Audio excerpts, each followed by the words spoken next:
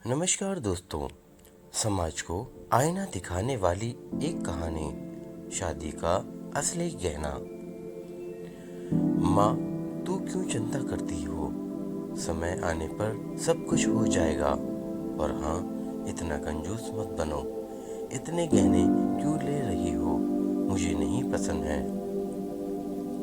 मैं उन गहनों को अपने पूरे शरीर पर लादकर और चोर के डर से घूमना, मुझे यह सब पसंद नहीं है।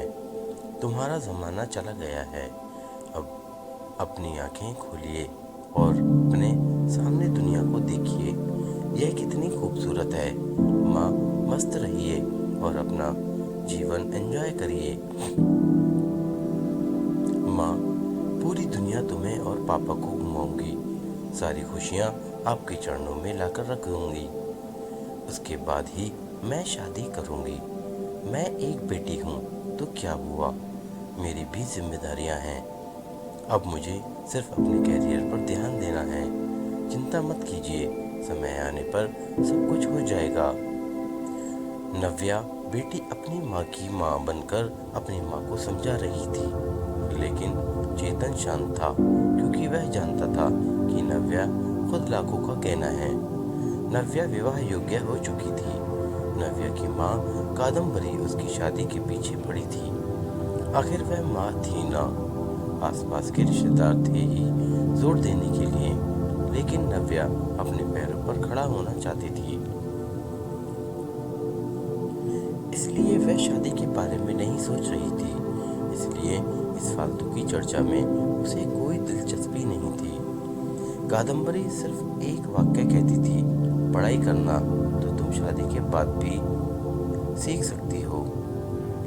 हमारी चिंता करना कम करो। नव्या अपने फैसले पर अड़ी हुई थी और कादम्बरी हमेशा चिंतित रहती थी। आसपास की लड़कियां शादी करके गृहस्थी संभाल रही थी। 8 दिन पहले नव्या की सहेली की शादी हुई। वह धूमधाम से हुई। शादी में उसके शरीर पर 1 किलो सोना पहनाया गया। उसे हर रस्मों में एक गहना उसकी माँ अपनी बेटी के शरीर पर चढ़ा रही थी। दिखावा बहुत था शादी में। हमारी तो कोई भी तैयारी नहीं नव्या की शादी के लिए।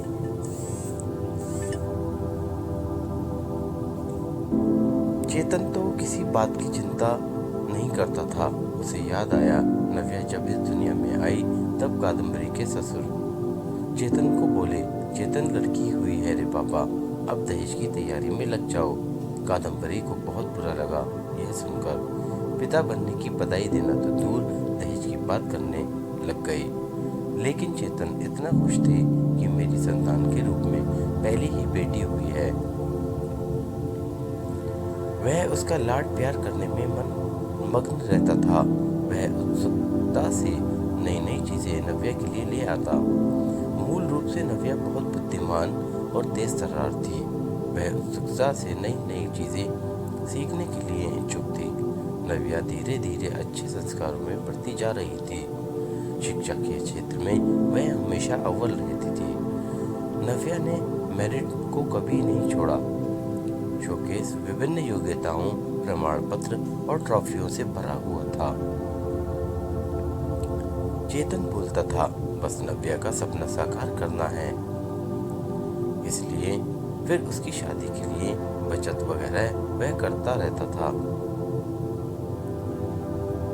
चेतन कादम्बरी को कहता था कि उसकी शानदार सफलता ही उसका सबसे कीमती गहना है। सब कुछ अच्छा होगा, चिंता मत करिए। पर कादम्बरी की एक ही रट लगाती थी, थोड़े पैसे बचाने चाहिए। लड़की की शादी करनी है तो फिर 4 गहने तो देने पड़ेंगे। नव्या को गले में से डिप्लोमा सर्टिफिकेट और ट्रॉफी ही लेकर खड़ी रहोगी, मंडप में क्या। ये कादम्बरी शांत, अपने ब्लड प्रेशर मत चढ़ाओ, मैं हूं ना। फिर शांत हो जाओ। चेतन कादम्बरी को समझ रहा था। चेतन की शांत धुन सुनकर कादम्बरी की अंदर की माँ जाग जाती है। गुस्से में वह चेतन को बुरा भला के बोल देती है। चेतन तब भी शांति से सब कुछ सुनता था। कादम्बरी बोली, अब मुझे ही कुछ करना होगा। नव्या के पापा तो कुछ नहीं करेंगे। कल उम्र ज्यादा बढ़ गई तो शादी के बाजार में कोई शिक्षा को नहीं पूछेगा। रहा सवाल गहनों का, एक भी छोटा बड़ा गहना बनाकर नहीं रखा। सोना सस्ता हो जाने पर बहुत बार बोलती थी बनाकर रखो, लेकिन इसके पिता ने तो मेरी एक ना सुनी। सेविंग भी नहीं है। हमेशा उसकी शिक्षा पर खर्चा करते थे। क्या बोलते थे, हमेशा शिक्षा एक अनमोल गहना है और इसकी कीमत बाजार में बढ़ती रहेगी, कभी सस्ता नहीं होगा। और रहा सवाल सोने के गहनों का, तो वह जब शादी होगी तब देखेंगे। चेतन का यह जवाब तय था। अंत में कादम्बरी ने उसे अपने गहने देने का फैसला किया। मेरे पिता ने कन्यादान में मुझे दिए थे। टोकरी जितना भरा तो नहीं लेकिन कटोरी भर जरूर दिया है। मैं अब कहाँ पहनने वाली हूँ वह गहने। ये चिंता जो उसने खुद को समझाकर दूर की। जैसे जैसे दिन बीतते गए, नव्या ने अपने स्मार्टनेस से पोस्ट ग्रेजुएशन पूरा किया। उसने पीएचडी करने का इरादा किया और उतने में सोने का पर सुहागा अचानक उसे माइक्रोसॉफ्ट द्वारा सिलेक्ट कर दिया गया, जो पिछले साल के प्लेसमेंट के लिए आया था। एक बड़ा पैकेज उसके हाथ में रखा गया और गुड पोस्ट द्वारा और कई सुविधाओं पोस्टिंग के साथ अमेरिका में पेश किया गया। चारों उंगलियां घी में, साथ में पीएचडी कर सकती थी क्योंकि कंपनी ने उसे बोनस दिया था। नव्या अपॉइंटमेंट लेटर लेकर भागकर घर पर आई। जब तक दरवाजा नहीं खुला तब तक नव्या ने डोरबेल से अपना हाथ नहीं हटाया। दरवाजा खुलते ही उसने अपनी माँ को गले से लगा लिया। माँ, अब लग जाओ शादी की तैयारी में। पापा, आप बस मदद करना। हाँ, यूएस जाना होगा ना मुझे। और अपॉइंटमेंट लेटर नव्या पापा के हाथ में रख दिया। चेतन ने यह लेटर जोर से पढ़ा। बाप रे नव्या, सच में यह अनमोल गहना अब शादी के बाजार में चमक उठेगा। ऐसा बोलकर कादम्बरी भगवान के सामने शक्कर रखी। कोटि कोटि धन्यवाद।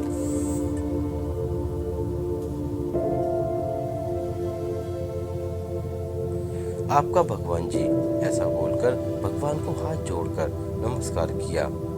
अब यह बड़ा गहना और अन्य छोटे छोटे बड़े सर्टिफिकेट के आभूषण नव्या के व्यक्तित्व पर अवश्य ही अच्छे लगेंगे।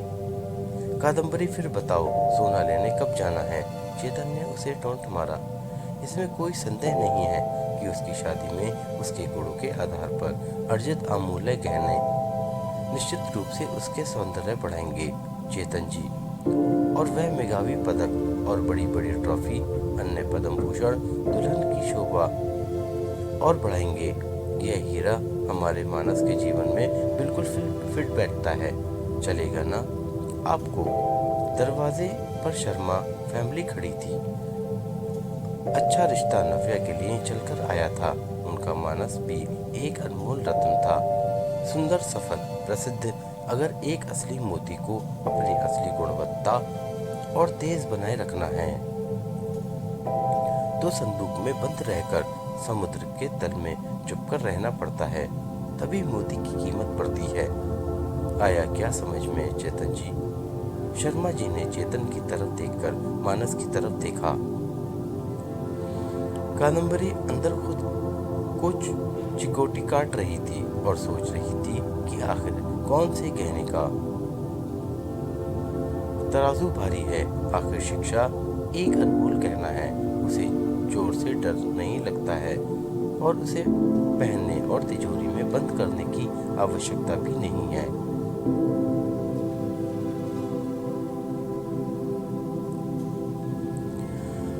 दोस्तों, ये कहानी आपको कैसी लगी हमें कमेंट करके ज़रूर बताएं और हमारे चैनल हर पल वॉइस को सब्सक्राइब करें। वीडियो को शेयर और लाइक करना ना भूलें। धन्यवाद। आपका दिन शुभ हो।